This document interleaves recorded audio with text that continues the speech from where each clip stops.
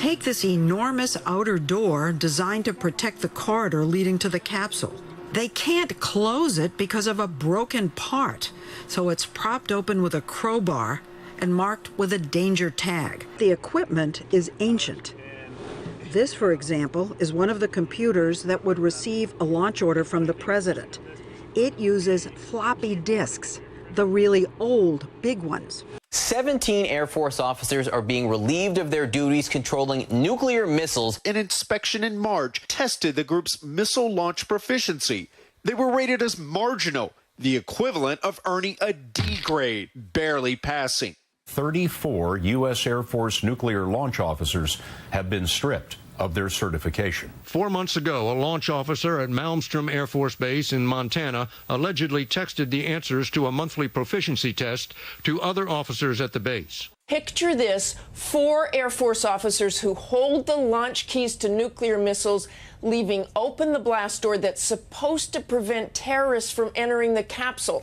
This while another slept inside, which is allowed only if the door is closed. And who discovered this? In one case, it was a maintenance team. In another case, it was discovered by someone delivering food.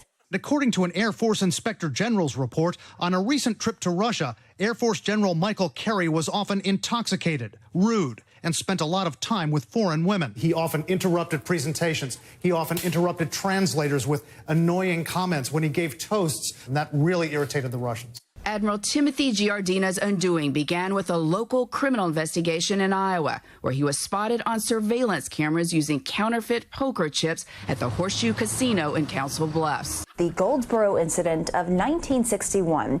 That's when a U.S. B-52 bomber jet broke in half during a flight and lost its load, 2 nuclear bombs. Where was it flying at the time? Over the city of Goldsboro, North Carolina. Both bombs plummeted to the ground. One was nearly armed, set to explode, but miraculously, neither did.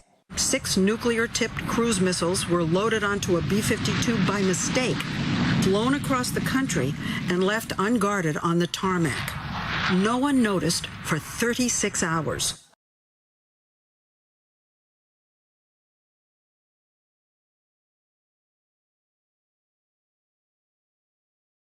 The one thing I convinced myself of after all these years of exposure to the use of nuclear weapons is that they were useless.